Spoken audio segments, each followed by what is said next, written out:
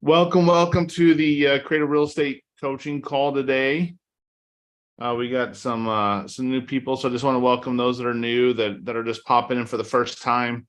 I'm really excited because welcome to the Creative Real Estate Coaching. Sorry, YouTube echoing there. By the way, can everyone hear me? Okay, thumbs up if you can. Okay, great, cool, awesome. So, I'm excited because we got Kurt in here. Kurt is one of my clients and students, and he has a wonderful team over in Mesa, Arizona, right off of Mesa Drive. I mean, and they're crushing it with wholesaling, but they've added this element of creative real estate to their wholesaling leads and their business already. And I would love to hear how they're doing and growing their business and stuff like that, especially at this time. Did anyone hear about the Fed just raising the rates? Yep. They just had their meeting, right? So they're quarter point. Yeah. And I mean, gas is cheap for you right now, right? Everyone? A lot cheaper for everyone? Yeah, not so much. Yeah. Well, cool. Well, I just want to introduce Kurt. Kurt's over here in Mesa. Him and his partner Danny been doing wholesaling for a while. How long have you guys been wholesaling for? Since 2018. Okay. So you've had the nice ride up, right? We did, yeah. It's been the hardest it's ever been wholesaling right now. You know what? It's funny. I was just talking to two freaking titans in the real estate business, and they just got back from a meeting from one of the largest data companies in the nation that services a lot of wholesalers and real estate investors. And the word's out. Yeah. Wholesaling's got a little bit harder. Yep. So it's taken a lot more leads to get deals. It's taken us to work on our skills, our ability to close and use our sales skills, and then also using some of these other strategies. So, Kurt, why don't you tell us a little bit, give us a little background about you and your partner in your business, and then if you wouldn't mind, share a little bit with us on how you're adding this creative real estate strategy to your business, and if you have any case studies, we'd love to see those, and if you're open to it, we kind of are informal. So if someone has a question, is it okay if they just kind of themselves and throw the question in the chat? Yeah, 100%. And I mean, I'm learning creative finance every single day. Like, I still ask Brandon a lot of questions, and there's a lot of things that, I learn each deal we do. But I've been wholesaling since 2018, basically just doing all cash offers. It was super simple, especially in 2020 and 2021. I mean, I didn't really have to negotiate very much, could just pay whatever the seller wanted and, and just put it out there for numbers that didn't make sense. And we were moving a bunch of deals. So as I saw it get really hard the second half of last year, that's when we brought on Brandon, and we've been able to do at least 10 deals that we would have normally not done. And I have three, I think, good case studies that are kind of three different strategies we used. And just would like to give you guys kind of a breakdown on the story of the lead, how we got it, and how we made money on it. Love it. Let's do it. Do you? Can I share my screen? Yeah, let me give you permission. So you should be able to share your screen and go over anything you want. Okay, there you go.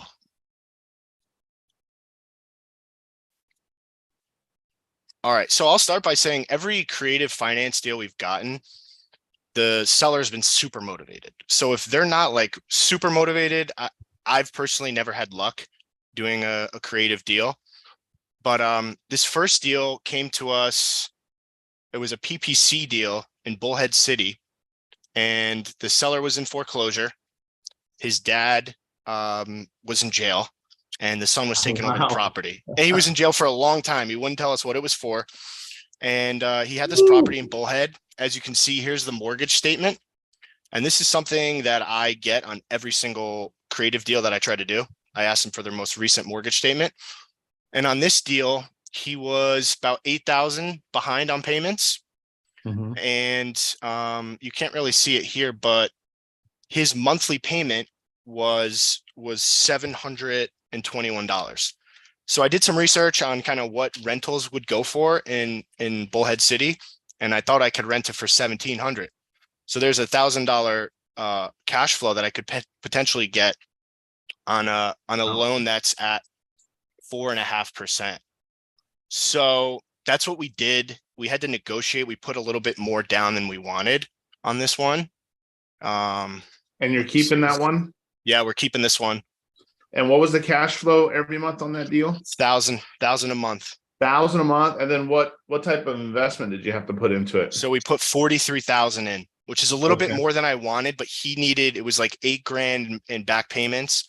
And then Okay. we had to give him, that's what he wanted. But the good part is our purchase price was 122 and the property's worth Wow. probably 200.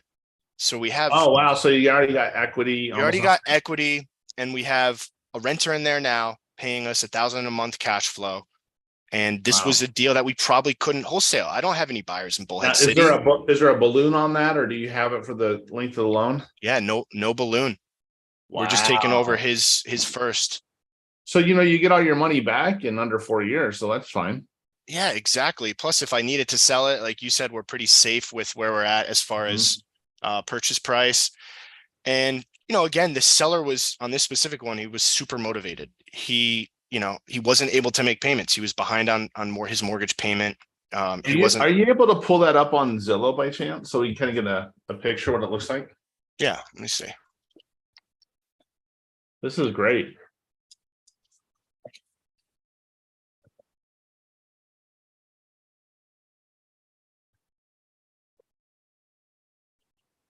Let me see if I can find it on RPR. Okay.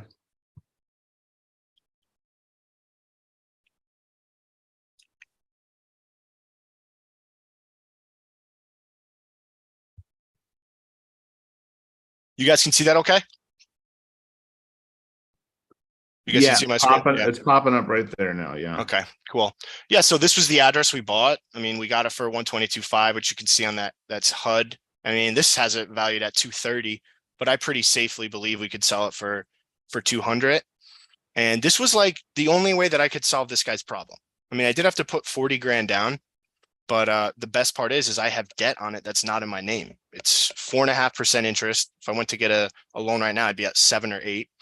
So I'm cash flowing $1,000 a month, and I have, according to this, almost 90 grand in equity. Okay. So, wow. Yeah, this is one that we did just a straight, simple subject to on. Do you guys have any questions about this specific one? Yeah, unmute yourself and let's ask any question. Now, you said you got this from PPC? This was a PPC lead, yes. Wow. Okay, and how much equity do you have in it now? 90,000. Holy smokes. I know. Well, how many of you would like to have something like this? Throwing $1,000 a month at you. Hey, I have a question. Sure. So when do you plan on like selling it, or how does the deal structure work? Yeah, it's a good question. I don't really have any plans on selling it. I mean, I just found a renter in there. As long as she's paying and she's good, I'm kind of good with the situation. I think I'll sell it when it becomes kind of a pain or when I pay it down. But I mean, technically I could sell it. I could have sold it right before I bought it, but the idea of 1,000 a month cash flow is super appealing to me.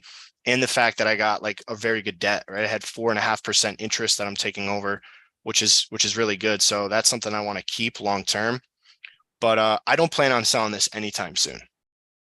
Okay, so it's not like a fixer upper. It's like what condition? I'm just curious. It was fair. I mean, I had to put probably 7,000 into it. Just kind of, I painted it. You're very basic, just, regular type of cabinets, just little small punch list items. There wasn't a whole lot of stuff that I really had to do on this one. So that was also part of why I was good to give him like 40 grand down, was because, it was pretty in pretty good shape. Okay, gotcha. Thanks. Yeah, of course. So yeah, that's a subject too that we did. We've got a few of these, but I thought this was a good one to go over because it's pretty recent. And yeah, I like that. And that's actually Bullhead City is kind of like a resort area too, in a way. Isn't there like a lot of people go up there and go boating and stuff? Yeah, you got the Colorado River there, and then Nevada's pretty close. So a lot of people, I guess, go over there to gamble. Yeah, that's great.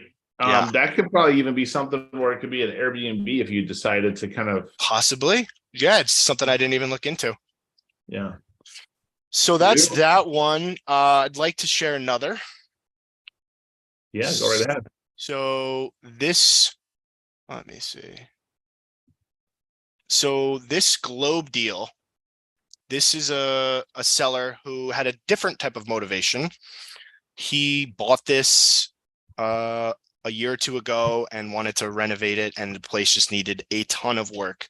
It was built in the 1950s, so it needed a lot of work. He was an investor himself, and by the time we had gotten in touch with him, he had been through 2 wholesalers already. They tried to sell it for him, they canceled. So we knew the cash route wasn't going to work. He was pretty stuck on a certain price. So what we did was we structured a deal where we paid him 180,000 and we gave him 7 grand down, and we did it at 0% interest with an $800 a month payment. So Wow. what I've found when we're selling these, wholesaling these seller carry deals, is if you can be at 30K or under as a down payment, they always sell. That's the sweet spot, is like 30 grand and under. That's the key. Yeah, I always know, depending on the price point, like it seems like if you get it, think about what a normal assignment fee. That's basically what I think of. Whatever your normal wholesale assignment fee. Yeah. So this was one we sent out. This is a screenshot of our email blast. This is how we marketed it. And as you can see, we gave him 7 grand down, and we got 30 grand as a down payment. The 0%, I mean, everybody loved that 0%. We did 18 years because if we did 30, the payment was like next to nothing on a loan this size. So it was $800 a month. And then he wanted a 5-year balloon really bad. And we ended up settling at 10 years. Just because, again, I found it hard to sell these when the balloon is 5 years or under. Yeah. So my minimum is 5 years right now because of that. Yep. We want to make sure, especially if you're not going to hang on to it. Yeah. You want to be able, because they want to be able to ride out the cycle. They don't know what's happening, right, with the market. Yeah, exactly. And I mean, like I said, if this guy got a loan to renovate this, he'd be at 12%.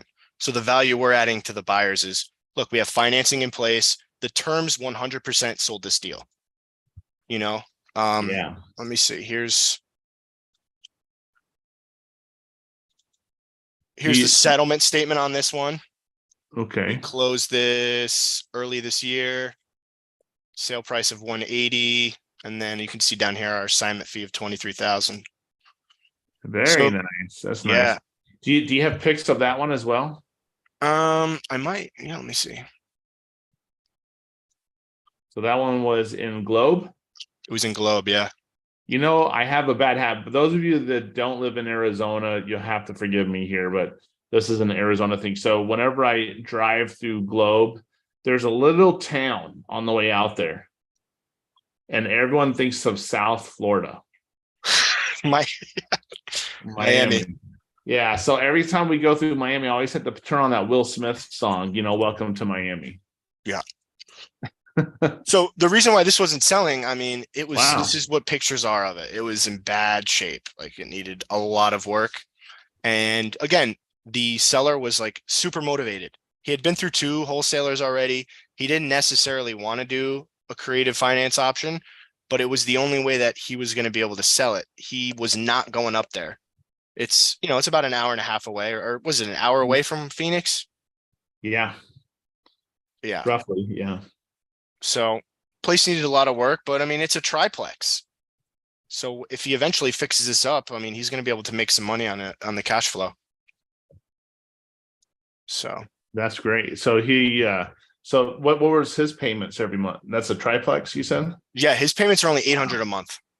Wow, that's going to be great for him. Yeah, but he's got to put in a lot. He's probably got to, I don't know what he's got, 80 grand maybe into this. Right. And what was the lead source on that one? Lead source was cold calling on that one. Okay. We had actually called him on a different property, and he told me, I got this deal in Globe that I'd like to sell. Okay, wonderful. So that's the And second that one was a I'd like to share. $23,000 assignment, right? 23. Yeah. That would have been a lead that most wholesalers just throw in the garbage, correct? I mean, two other wholesalers had it. They had it for 170 and they couldn't sell it. And we sold it for, 180 with great terms and made 23,000 on it. Wow. So far you showed us just two property. You haven't been doing the creative stuff that long, really, have you? No, I think I haven't. I mean, we took immediate action because we already had the lead source coming in. So it was like, once we learned this from you, it was like, okay, how can we immediately help these sellers where we don't have the option to now? Fast implementers. And what I love too is, you got a quick question, call, let's hash it out, help you get it done. And I love how you guys have done a great job. I got a question here. Yeah. How do you feel about Facebook marketing for leads?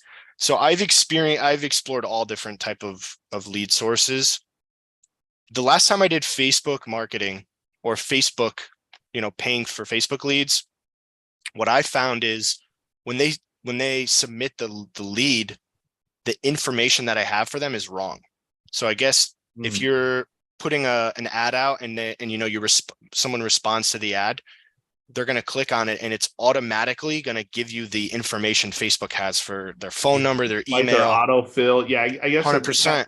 That depends. Typically, you're right. It depends on the form that they're using or the ads. Yeah. Right. So I know for me personally, like I put my wrong phone number on Facebook. I didn't want them to have my, my data. So I think it's good. I've gotten deals from it, but that's the issue that I ran into. Yeah. Look at the top. Launch your leads. So Tom and Matt actually own Launch Your Leads, and they do Facebook and online lead marketing. Oh, cool. By the way, they got this. I have to get you in touch with these guys because they have this sick way of dominating Google on the whole entire page, on the whole. Really? Yeah, we need to talk. I spend a lot of money on marketing each month. So. Oh my gosh, dude, this is game changer. No one's doing this either. So. Yeah, we'll definitely have to. We'll definitely have to talk. Beautiful. Awesome. So I got one more that I want to share if it's cool. Unless anybody has and by any the questions. way, all those on the call, Annette, Eric, Marcus, Rick, anyone, Travis, Jennifer, Michael, anyone, John, any of you guys have any questions, Mike, along the way, feel free to unmute yourself or throw it in the chat. I mean, Kurt's really nice to take a little time out of his day, make an offer. So feel free to kind of pick his brain if you have any questions. Definitely. Yeah. All right. So that was a seller carry. The first one I went over was a subject to, and now the third one I'm going to go over is a hybrid of it. And this was one of the more advanced deals that we did. But let me see how I want to start on this. You guys are starting to fall in love with some manufactured homes too, aren't you? Yeah, we do a lot. We do a lot of those. We really do. Okay. Well, so a lot of those can't get financing now if they're over a certain age. So they can't. Yeah, it's true. Like the 76s and older. Mm-hmm. So again, this was a lead we got from, I think texting we got this lead from, but they had this property up in Clarkdale and they were super stuck on their price of 400,000. They needed 400,000.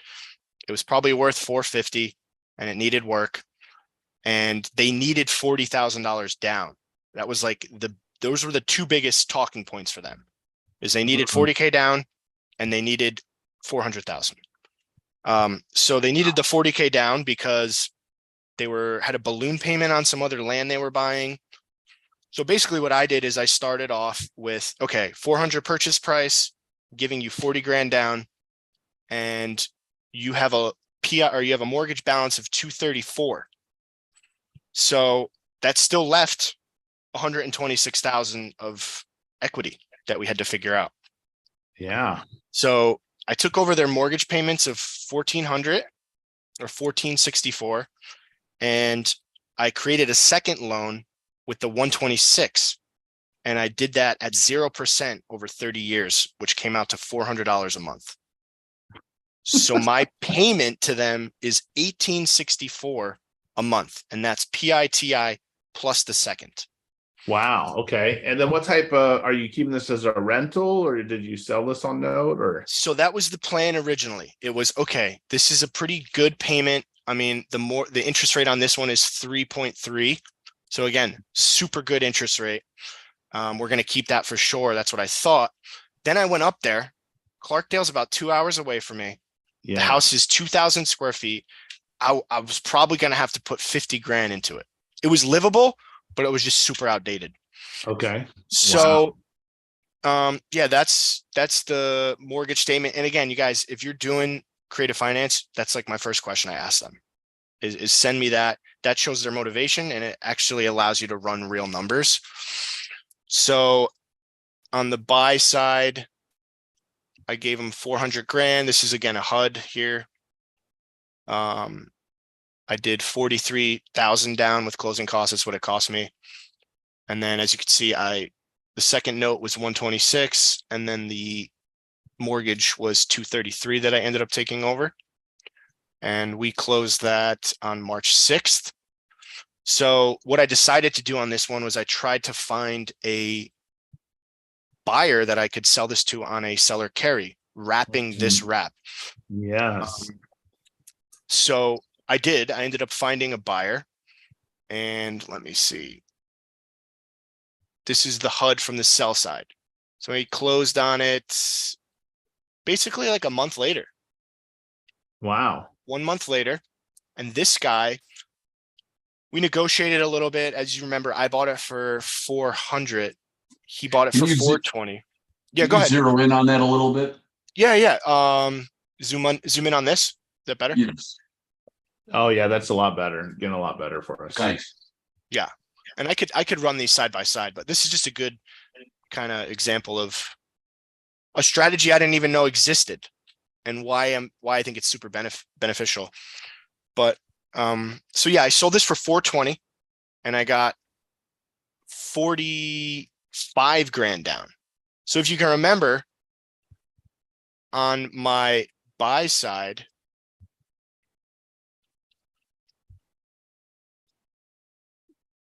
is this still too small for you guys, or can you see pretty good? If you zoom in a bit, yeah, that'll help. Okay. So I don't know if you can see this, but this is the buy side. I bought it for 400 and I had to put down basically 43,000 total.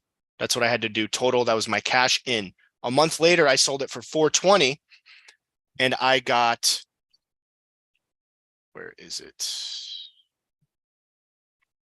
45,000 down. So you got all your money back. I got all my money back. I made like $1,500. It's not really that exciting. The exciting part is that I sold it to him on a wrap. So I wrapped that mortgage that was at 3.3%, and I sold it to him at 7 or 8%. So he's making a monthly payment of 2,600, and my total monthly payment is 1,800. So every single month, I'm making $800 a month cash flow, and I'm not responsible for any of the repairs. I'm not responsible for anything. That's where that for me is sexy, because my wife and I, we're basically going to be empty nesters. And how fun would it be just to have we used to call it mailbox money. It's just money getting wired in your account, ACH, every month on the first. Yeah. And no tenants, no toilets, That's the best part. I mean, if they're late, you get a nice late fee with it, and awesome. So I want to show you guys too the paperwork. I mean, does anybody have any questions about this? Yeah. So I want to take a peek at that paperwork. Go ahead, John. Sorry, I didn't mean to interrupt you. Yeah, Kurt, this is great stuff. How does the purchase price of the property and then the original loan and then the wrap, what are those amounts again? Yeah. So I sold it to him at 420,000. My biggest thing was I wanted to get all my money back out of it. So I was like, I want 45 grand down. So I did a wrap and I'm carrying 375 at, I think it's 7%. I'll show you the paperwork. But his payment comes out to like 2,400 a month. So it's a little bit confusing, but on the first side where I bought it, I have the existing mortgage of 233 plus the 126. So it's kind of like two separate loans. I wrapped that with these terms at 375. Right. And something that's also like hidden in this whole equation is, if you remember, I got this at 0%. So each month I'm making $400 monthly payment. I'm knocking that off what I owe. He's knocking off. I mean, when you first start making your payments, you're not knocking off any money for the first 5 years. So every single month he makes a payment, I'm making $800, and my equity is growing. That is beautiful. I love that. Makes it more secure as a lender. But you know what I like this. I call this one of my new motto. I don't know. There's this idea of a sloth. I think of a real estate investor as if it was a mascot. If you understand this, a sloth with a pair of sunglasses sitting in some hammocks, right? And I got a little picture I can show you, but the reason I was thinking about that, if you set this up right, like the hard work is getting the skills down, understanding the paperwork, knowing how to sell and pitch it to sellers, overcome objections. But once you do that, it not only just gives you one payment, like that one quick hit at the close, yeah, but now you set up reoccurring revenue ongoing for months, absolutely, for years and years. I mean, that's why this one I was so excited about, because I didn't have to be responsible. I'm not responsible for anything on the house. The guy's taking pride of ownership. He owns a business. You know, he wasn't able to get financing because he didn't have like a good W-2. But one thing I will say is, if you guys are selling to a wrap buyer, make sure you use an underwriter to underwrite them, or you can get in a lot of trouble.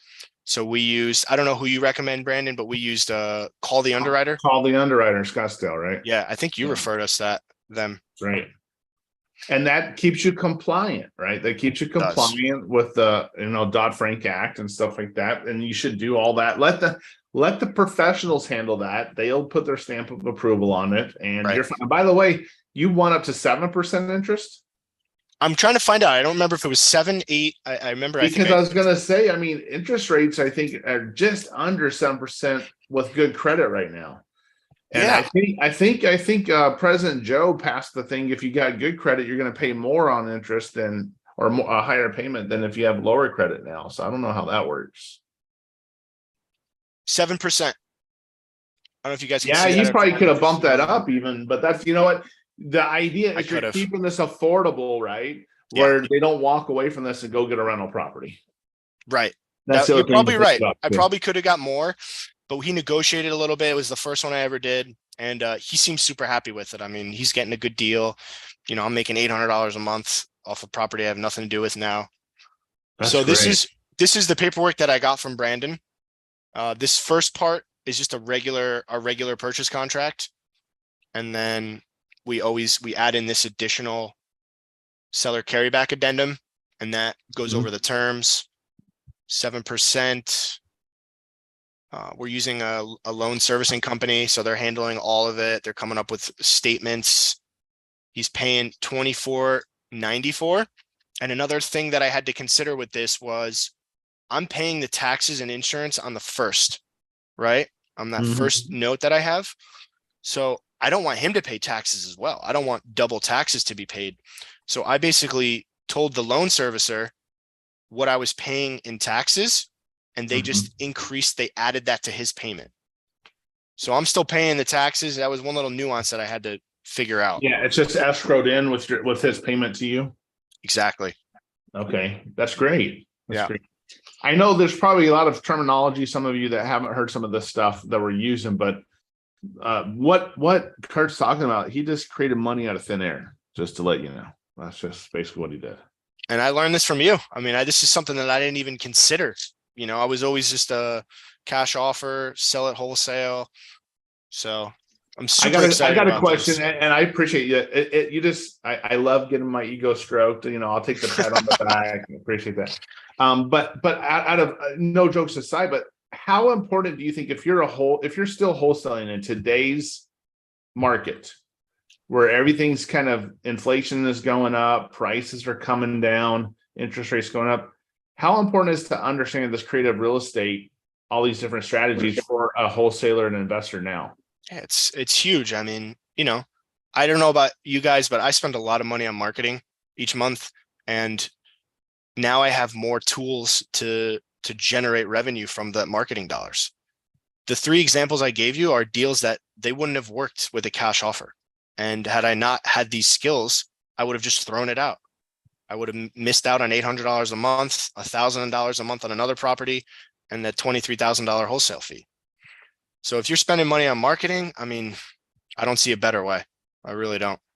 This is great. And yeah, we got several here that are doing a lot of online marketing, Facebook, Google. Some are doing some pay-per-click, some cold callers here too. So Yeah. we got the gamut, right? People doing gamut. Just out of curiosity, I didn't really ask you this, but I did see an Instagram post today about you doing joint venture deals and helping other wholesalers sell deals and stuff like that too. Yeah. How much of that is a part of your business right now? Yeah, I mean, it's started to become a bigger part of my business. We have a really solid disposition process in Phoenix. So if you guys ever have any deals out here in Arizona, we just sold a deal for somebody in Globe today. Let us know. We have a really good buyers list, and it's something we started sharing because we just realized that we can make a little bit more money doing it. I don't know if I shared this with you, Kurt, but I'll share this one else. Whenever I worked for Sean Terry, we would say, let's say we did, 6 to 10 deals a month, right? Yeah. And before we started doing creative and doing a lot of JV, we'd say we're probably doing like 5 or 6 deals a month. And that's like, I mean, we were humming, we were full blown, everyone, pedal to the metal, running from appointment to appointment and stuff like that. Cause we went to physical appointments. We got to the point where we're doing 10, 12 deals a month very consistently, Nice. making over 100K a month and fees.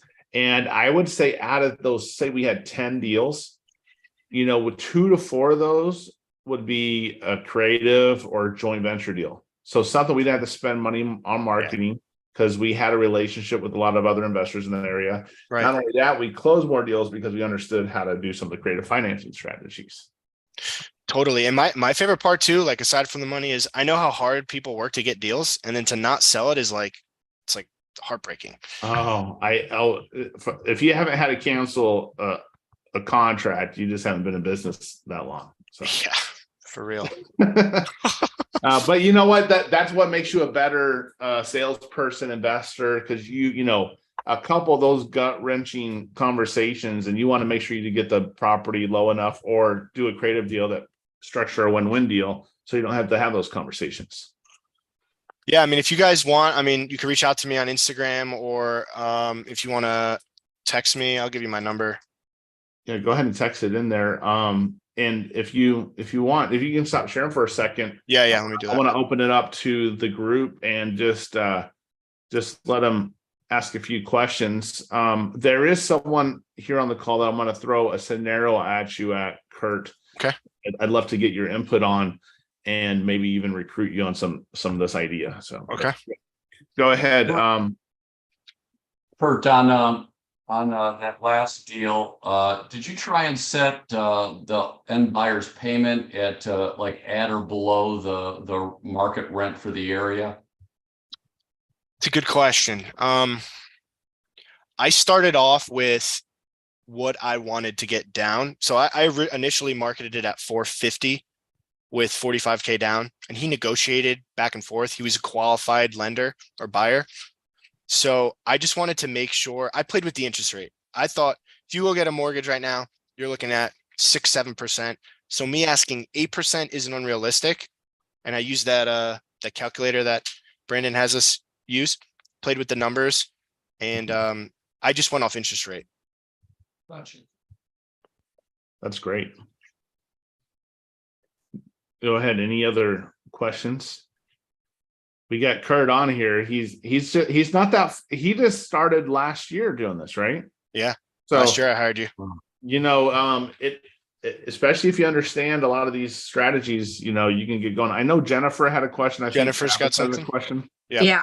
You had mentioned, sorry, I was a little distracted, but you had mentioned that the first question you ask everyone is what? You remember what that was? He said, I asked everybody that first question. See if they're really motivated to sell. Was that the copy of the mortgage statement? Copy of the mortgage. So I always start with, obviously I make sure they're interested in selling. I always start with the cash route. And then once I've realized the cash route doesn't work, I ask them for their mortgage statement. Because if they give me their mortgage statement, then I know they're motivated, and then I can look at real figures, right? Because, you know, as we all know, you can't do an FHA loan. So how do you ask for that? Just realistically? Realistically, I just say, Uh-huh. you know, hey, listen, I have this other strategy that I think Mhm. could help you get out of this situation. In order for me to run my numbers, I need your most recent mortgage statement. You could just send me a picture of it. That all you can do. You can cover all the personal information if you want. I just need to see the interest rate and what your monthly payment is. Sure. And if they're motivated, they're very motivated, it's never an issue. Okay. That's what I found too. If they're not going to share that with you, then they're probably not going to be someone you want to work with anyway. Yeah. So Like those 3 examples I gave, the sellers were like very desperate. And that's what you got to focus on with these type of deals, I found. mhm. Travis, did you have a question?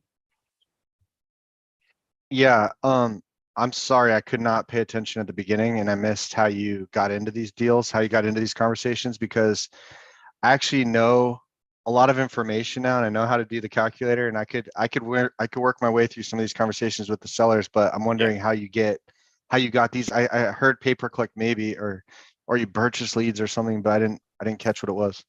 Yeah, so we do PPC, pay-per-click, we do cold calling and texting. And of, you know, the 3 examples I gave, one came from each lead source.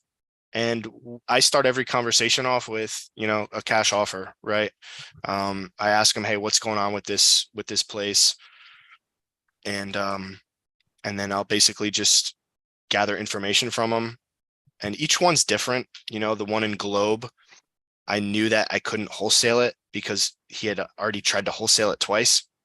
So I said, hey, here's a creative option I can come up with where you won't have to be responsible for it. You could put like $5,000 in your pocket. So that's kind of how I approached that one. The Clarkdale deal, again, I just knew we weren't going to be able to wholesale it. So he was like, I want 400,000. And I need, you know, that's what he wanted. I want 400. I was like, okay, I can get you 400, but it's going to look a little different. And I was like, I'll give you 10 grand down. And he says, no, I need 40 grand down minimum. If you can get me 40 grand down minimum, I'll do the deal. So sellers are weird. They get stuck on like, you know, One thing. certain things. Yeah. Yeah. It's like, sure, you know, I'll give you 40 grand down, but I need 126 at 0% interest. And then on cold calling and texting, you just mean the typical ways to try to find motivated sellers, just the different, there's like, 10 or 15 types of motivated sellers Yeah. So, I mean, we doing have the like work. we have a pretty good system now. We have 15 VAs that call, you know, a big list, and then they'll, you know, anybody that raises their hand and says, I'm interested in selling, they will submit it to us, me or one of my acquisitions guys. And then from there, we'll talk to them and run them through, always starting with cash. And then if we know cash doesn't work, we used to just throw that lead out, and now we're transitioning to the creative stuff. I That's have a cool. question for you on that, because one of the biggest concerns I have, Kurt, because you and I probably know a lot of the same wholesalers and flippers and real estate investors in town. Yeah.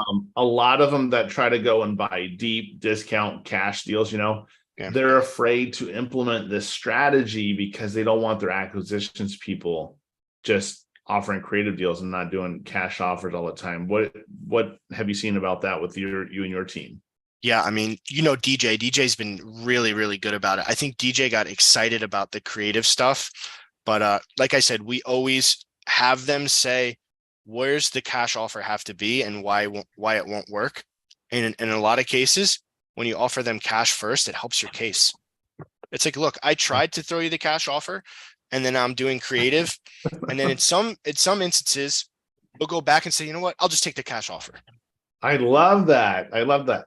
I just saw there's a study done. So check this out. I can't remember who the study was, but they did a study, and let's say they have a Coke machine out on a busy way, like at a university, right? And it's in a walkway. Yeah. If they have a Coke machine, they'll sell 100 Cokes a week. Now, what's counterintuitive, they found out if they put the Coke machine next to a Pepsi machine, the question is not, do I want a Coke or not, is do I want a Pepsi or a Coke? And so each of the machines sell 200 a week. Wow. That's interesting. So the idea of throwing up some choices, given the seller and let them have more than one choice. Yeah. Now it's not like, no, I don't want to do it. It's not a yes or no. It's like, no, I don't want to do this one. I want to do this one. Yeah. Yeah. And I mean, the biggest objections we always get is time frame. It's always, well, I don't want to wait that long to be paid off. So I hate balloons, but if I have to, I'll do a 7 is my minimum. But like I said, in some cases you can get away with a 5. Everyone has their own thing. And I for the longest time I did 5, 5, and 5, like 5-year balloon, 5% interest with the, and then at first I think I started at 3 years and then I had other sales guys that were getting deals with less down than me or no interest or a lot lower interest than I was doing. So it's amazing. It's like a little competition. Yeah, we got a couple more questions here. Michael, did you have a question or raise your hand there? Yeah, I did. You had said, Kurt, that when you're talking to your acquisitions guys, you when it gets to a point the cash offer doesn't work anymore, what's that limit for you? What's the limit where the cash won't work? And I think Michael, that's because he's here in the Phoenix area too. Got it. Yeah, I mean, I think there's like a genuine reason, right? Like they don't have equity. So the cash won't work because I'm not expecting them to come to the table with money. Or, trying to think of another example. We'll try to exhaust the cash option and basically they can't accept it. A lot of times it's because they owe too much. Or what's another example I can think of? I've noticed that they need the money for something else, like buying a house or something like that. Yeah, like this guy needed 40 grand. The guy in Clarkdale that I showed you, he needed 40 grand to pay off a balloon payment he had on a piece of land out in Maricopa. Mm-hmm. So that was his biggest sticking point. I'll share something with everyone too. Is sometimes if you can't do the deal, know what your actual acquisition buy box is and what you can and can't do, and stick to your guns. Because what happens a lot of times when you do that, the sellers can come around a lot of times. We had a deal that's just out in Nevada, and the seller wanted a huge amount down, like $70,000-$80,000 down. They're just like, no, we're not going to do it. Turned out the guy had cash. He just paid off the mortgage and did a seller carryback. But he wanted the money to go put down on another property. So it all worked out, but it's just like, sometimes there's other solutions they may not be telling you. Definitely. And I found that like some sophisticated sellers, they don't want a lump sum of cash. They'd rather be the note holder and make passive income that way without having to make repairs or anything. Exactly. Now, Michael said thank you, by the way. Yeah, appreciate it. Now, one of the questions I was going to ask you, and this is actually kind of on behalf of Michael here. Now, I know you haven't really dove into the lease options too much yet, right? I haven't, no. Okay. But you've done like wraps and sub twos and carrybacks and stuff like that. So, so Michael here is in the Phoenix market, and one of the things that the reason why he's interested in this is he really wants to not only take care of himself and his family, but he wants to give back. Michael, do you want to share a little bit of your story and what you're trying to do, and let's just pick Kurt's brain on an idea on how you get a property for your idea. If I'm throwing you on the spot, you didn't know. Yeah, awesome. Yeah, let me no know, worries, man. No worries. I told you I love this. So I'm a 2-time cancer survivor. I've been fighting it since 2015. I was basically raised by a single mom. My dad died when I was 15. Yeah. So I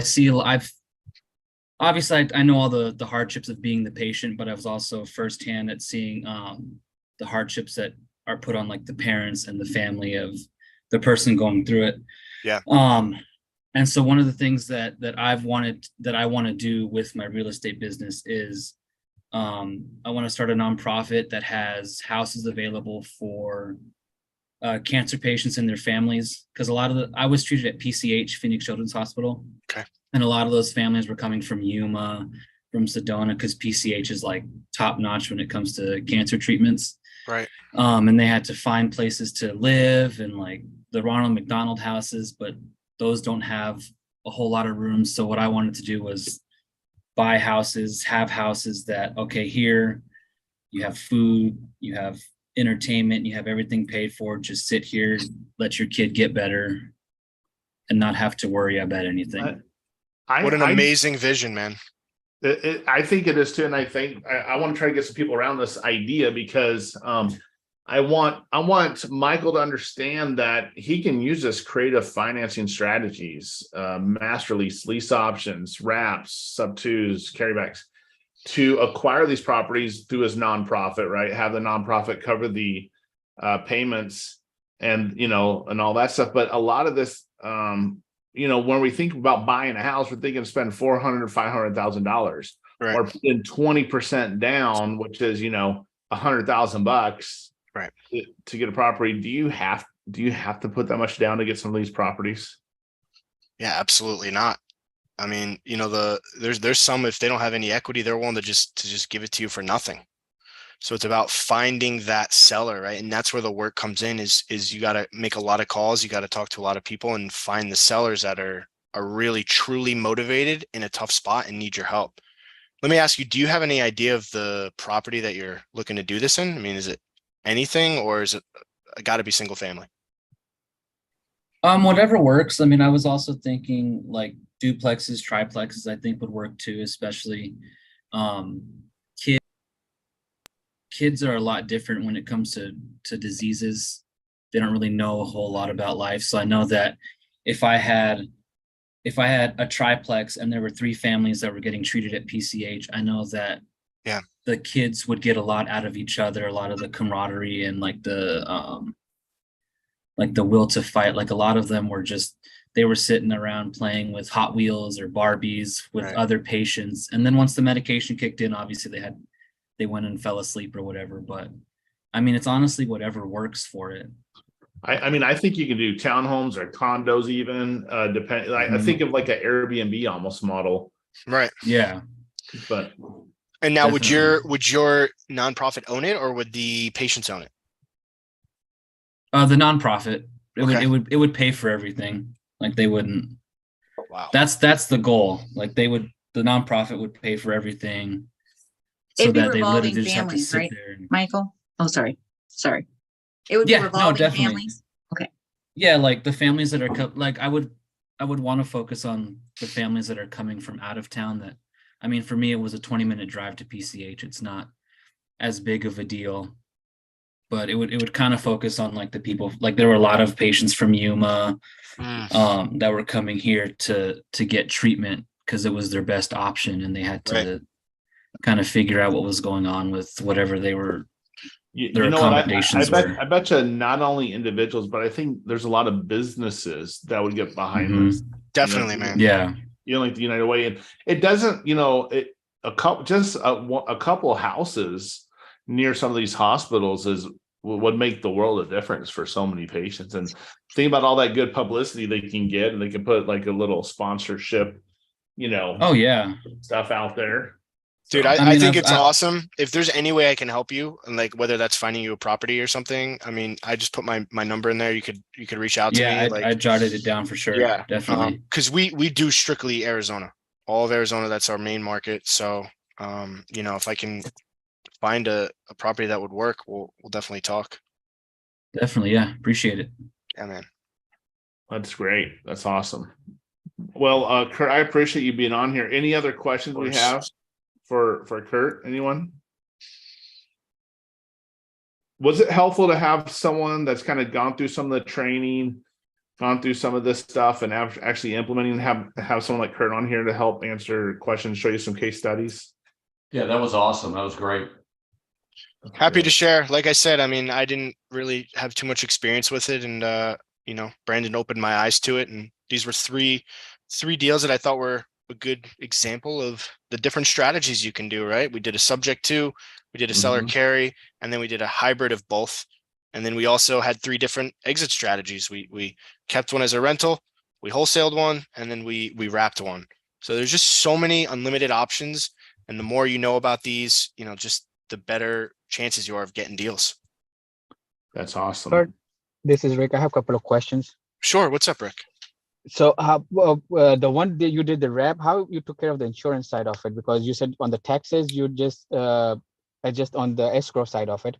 So what about the insurance? Really good question. The insurance was a tricky part. So we left the insurance that she had in place, and she added us, our business, Lemon Holdings, as an additional insured. And then we had the buyer, the new buyer, he had to get a separate insurance policy kind of outside of escrow before we closed. So the main seller is insured, we're insured, and he is as well. But that was a tricky part. Yeah, because I have right now I'm working on one that we bought sub 2, and so I'm doing same thing, wrap with the seller. Okay. So that's what, and I kept this old his insurance in place. I never did. So that's why I was thinking like how you did that part. Did you do something different, or did you got a completely new policy?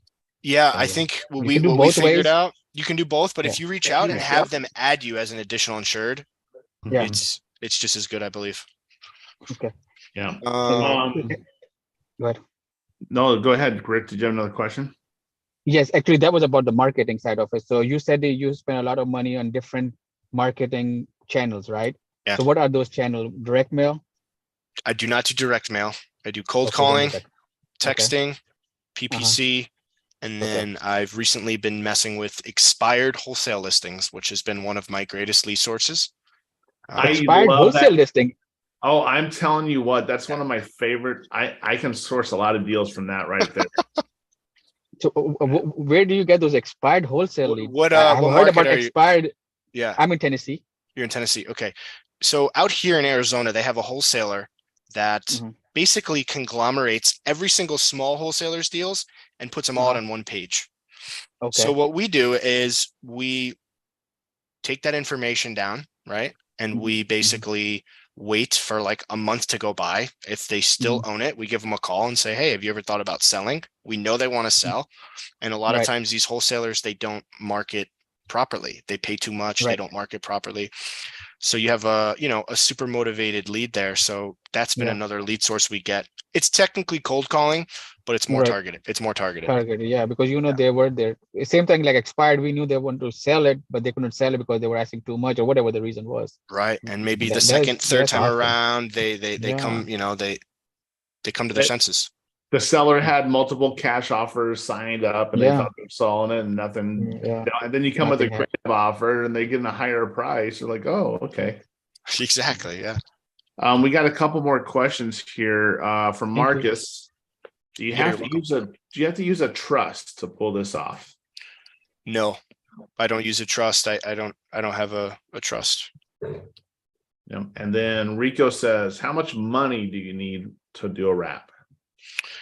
Well, on my specific example, I needed 43,000 because that's exactly what he needed. But I think it's case specific. The amount of money you need really is just how much it's going to cost you to enter the deal. Once you enter it. Is that the one you actually got 45,000? I got 45 back, right? But it was, so I'm into it for zero. But now you're making how much a month off of that? $820.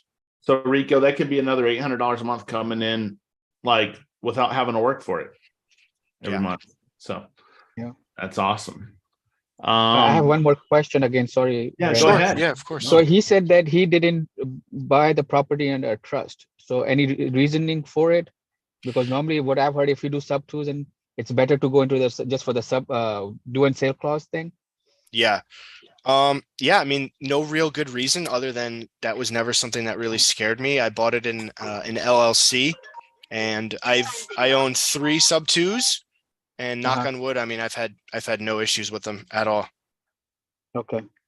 I use a loan servicer though. I mean, I don't know if you guys own any sub 2s, but that's like a major thing to do is right. Yeah. Okay, perfect. Yeah, a lot easier for sure to do it that way. Yeah. Let's see, any other let's see if there's any other questions in the chat here. Okay. And any other questions from anyone else before we I was interested, what's that wholesale site you were talking about where he takes the smaller ones and For sure. This is the secret sauce. I'll give it to you guys. oh wow. So they have this wholesaler in town. His name is Spencer Caldwell, and he basically pulls a list of all the wholesale deals in the Phoenix market. And we know they're under contract because they're looking to sell. And we have a VA pull those deals and look up the owner. And we call them in like a month. We're not trying to mess with any existing deal that they got going on, but we know that I would say 50% of those deals on there are falling out. And by the way, this is why I tell you to subscribe to other wholesalers' email list, because you can get those emails and then you just look up the ones a month ago and see if it's sold. If it didn't sell, reach out to the seller. They're getting called every day anyway. So you just call them and sometimes you say, look, oh, you're under contract. No worries. I don't want to overstep any bounds. If for some reason they back out, let me know. It was a property that I was very interested in. There you go. So Love it. Love it. You know Spencer pretty well, don't you, Brandon? Yeah. In fact, I was going to tell you, you better follow his Twitter. I think they're getting rid of the Google Doc. Oh, really? Yeah. I know. I love that Google Doc. Yeah. That's great. By the way, Kurt, I would love to brainstorm with you, give you some ideas on how to really blow up your joint venture operation over there.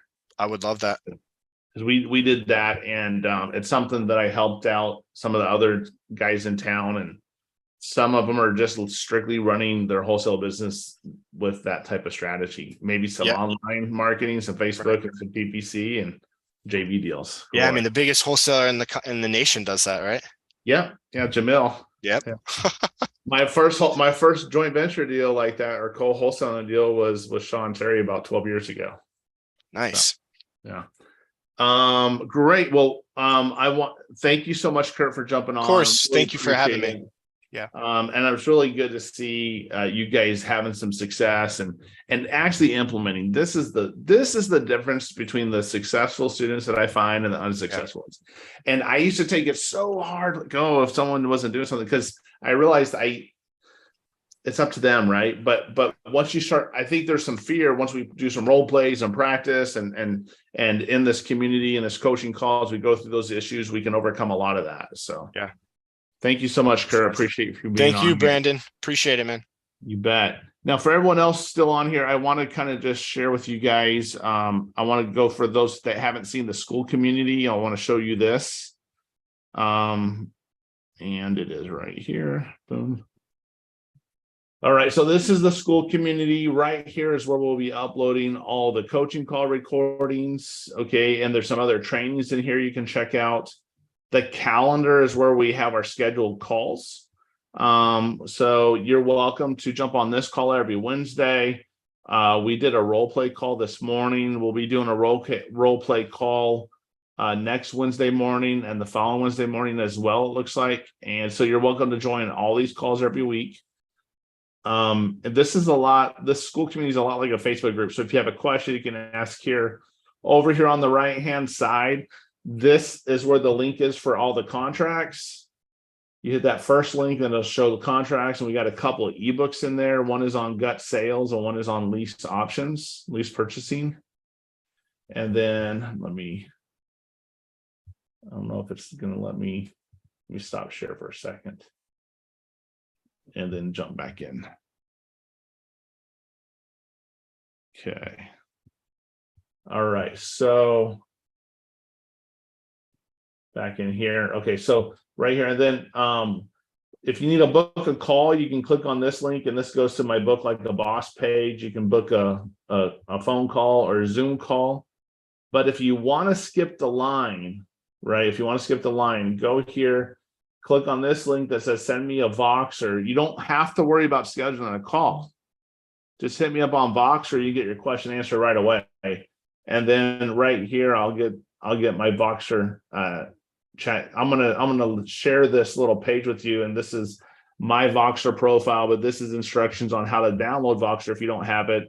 Those that have it, I think, are already hitting me up. on there. But as a little incentive, I want to throw this link in here for you. And I want to share with you something. If you send me a Voxer today, you download the Voxer app, and then you send me a Voxer and just say, hey, Brandon, what's up? I'll give you this mind map. Just Voxer me, text me the word mind map, or send me a voice message. It's like a walkie-talkie app, so you can just talk normal and leave voice messages. This is a mind map on creative real estate. These are acquisition strategies that I teach and we go over on these calls. This is the disposition strategies. This is how we get paid and get money. And this is where contracts that we use and stuff like this, and then how to pitch some the mind map I use on the gut sales system and stuff.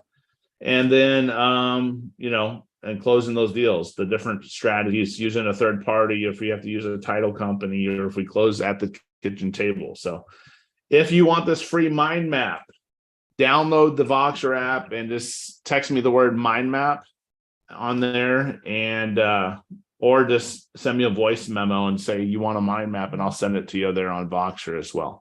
But let me go ahead and share this real quick in the chat so everyone has this. I did both, text and Voxer. Okay. I love it. Yeah. Now, just quick question, just because I know it's another app, it's hard to use at first, it's something different. But as a coach, with me on meetings like this, or you busy at work, I know, Rick, you're on different time zones. You work retail, so there's a lot of different times that you're on different times. We've been able to interact on Voxer. Has that been helpful for you instead of waiting a couple days to get a call schedule? Yes, very helpful. Yeah. Beautiful. And that's the reason why I want to try to get everyone comfortable using that. Feel free to hit me up. You can always schedule a call. Just go to brandontheman.com. Otherwise, just download Voxer, skip the line, ask me a question there. Be glad to help you out. So any questions or any deals anyone's working on or need help with right now while we're on the call? No? Okay, well, just want to say big thanks to Kurt for jumping on here. Was it helpful to have some people that have gone through the program come in and kind of talk about their experiences? Is that always nice to hear? I like it just because I think it's helpful, because it's one thing for me to say something, but to have someone else that just was in your shoes just a few months ago doing it, it's just a different feel to it. So yeah, it's very helpful. Plus, it says that other can do it, we can do it too. Yeah, I mean, Rick, you're doing a lot of great stuff. Yeah, and by the way, Rick is one of the hardest working guys. I mean, he's got his own business. He's doing real estate. He just had a little baby girl a few months ago, so I'm sure you're sleeping through the night all the time, right? Yes, sir. Trying to. Your poor wife probably gets up then. Yeah. No, that's great. Well, everyone, thanks so much for jumping on the call today. I appreciate it. If you need a copy of the recording, I did live stream this one, so it is on my YouTube channel, but I will also upload this probably tomorrow in the school community under the recordings. If you have any questions in the meantime, hit me up. Eric, I saw a couple of Vox, so I'll check those out when I get off of here, and I'll hit you back. So appreciate it.